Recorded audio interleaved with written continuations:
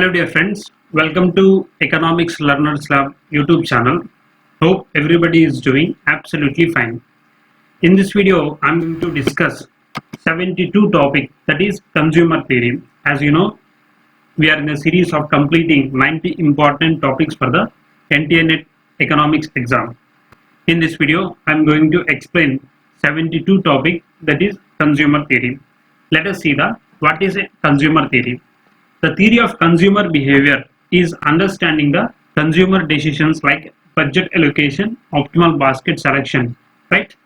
So consumer theory main objective is to understand the consumer behavior. That is what the main motive.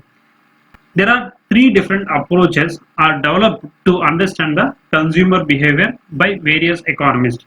That are cardinal approach, ordinal approach, and revealed preference theory. Three different approaches for understanding the consumer behavior, that are cardinal approach, ordinal approach, revealed preference theory. Cardinal approach. The cardinal utility theory was developed by Marshall, who is also known as New Classical Economist, who says utility can be measured in utils, where utils like scale like 1, 2, 3. So this cardinal approach developed by the Marshall. So he says utility can be measurable like 1, 2, 3 in numerically. Cardinal approach assumptions. Rationality, that means everyone behaves in a rational manner. Finite money income, he must be having a limited income. Cardinal utility, that means utility can be measurable.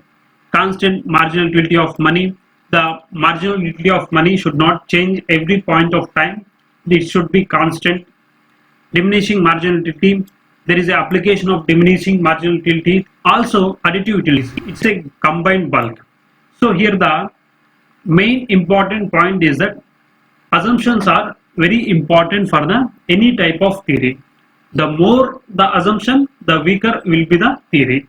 The lesser the assumption, there will be higher validity in the reality. Let us go to the next slide. Cardinal approach equilibrium. The general rule for consumer equilibrium is the total utility should be maximum. The consumer equilibrium in case of single commodity is MUX equal to PX. That means the cardinal approach equilibrium in case of single commodity must be equal to the price of X, that means price of that commodity. Also it should be equal to the marginal utility of that good. In case of many commodities, MUX divided by MUY must be equal to price of X divided by price of Y, or MUX by PX equal to MUY divided by PY. In case of many commodities, so there must be all marginal utilities of X must be equal to all commodities prices. Let me explain simply. In case of cardinal approach, the marginal utility must be equal to the price of that commodity. That is what a main condition. Let me explain this one in graphically. Cardinal approach equilibrium in case of single commodity.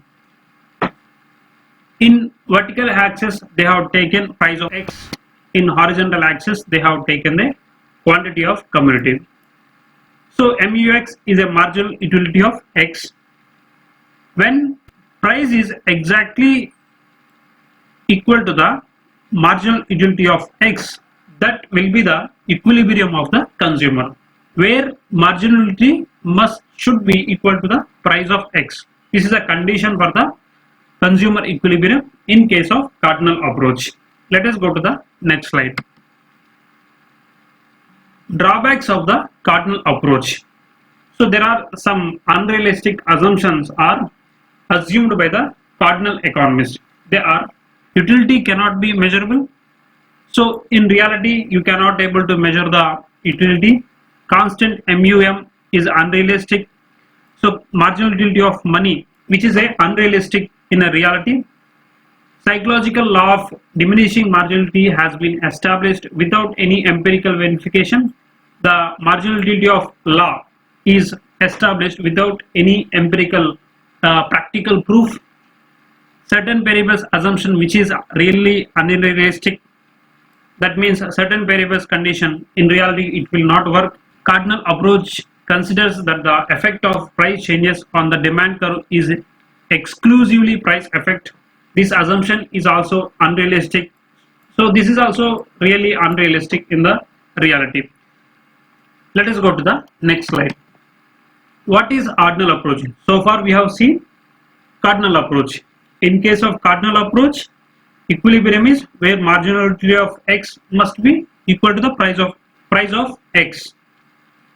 What is ordinal approach? This is the second approach, right? We are jumped into the second approach. The theory of consumer behavior based on the ordinal approach was propounded by J.R. Hicks and R.G.D. Allen in 1934. According to this approach, utility cannot be measured in any quantifiable number. It could only be measured by giving order, ranks or preferences. Ordinal approach theory is developed by J.R. Hicks and R.G.D. Allen in 1934. He says utility cannot be measurable. It can only be orderable, rankable, or we can able to only give a preferences. So this is what ordinal approach. The main difference between the cardinal approach and ordinal approach is that in case of cardinal approach, utility can be measurable. In case of ordinal approach, utility you cannot able to measure. This is what the main difference between the cardinal approach and ordinal approach. Ordinal approach assumptions. Rationality. So every consumer should act as a rational manner. Finite money income. Here also same the assumption. We should have a limited income. Ordinal utility, that means utility cannot able to measure. You can able to give a rank or order or preferences. Transitivity or consistency of choice.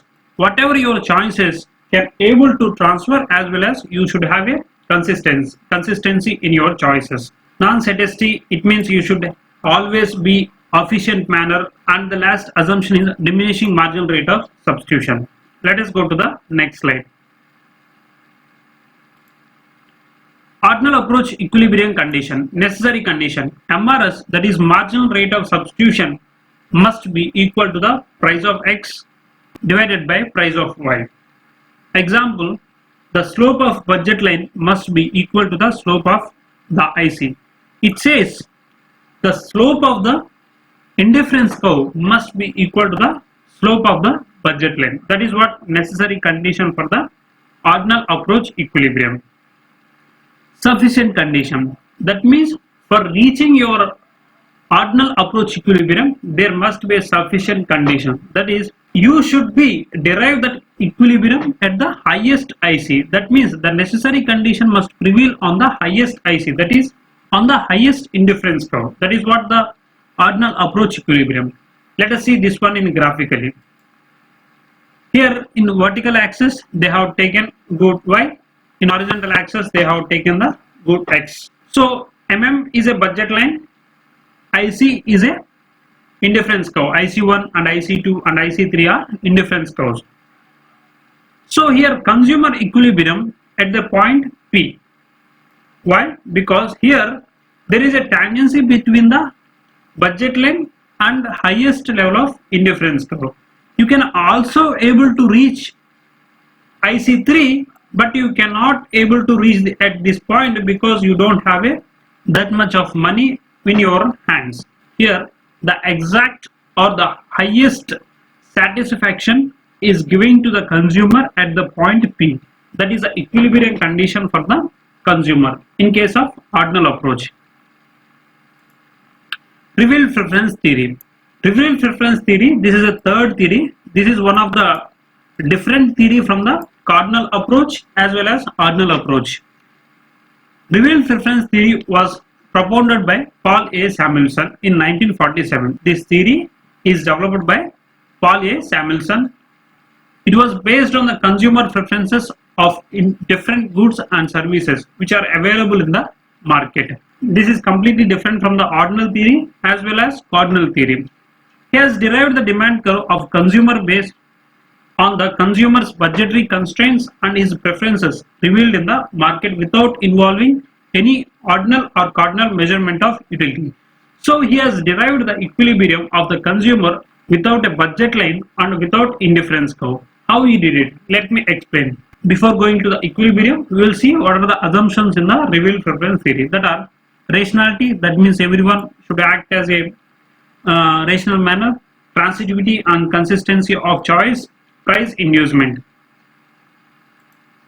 Revealed preference theory, equilibrium. Let us see. So for example, in the market, a consumer went, he has revealed his preferences like A, B, C, E, D, E, M, G, F. Okay. In case of E, this is inferior of his preferences. Why? Because he can able to buy at a point A, B, C according to his preferences. When he buy E, that means his preferences are lower to the A. Also he can able to prefer the X, but he don't have that much of sufficient money, so his preferences cannot able to reach at that point.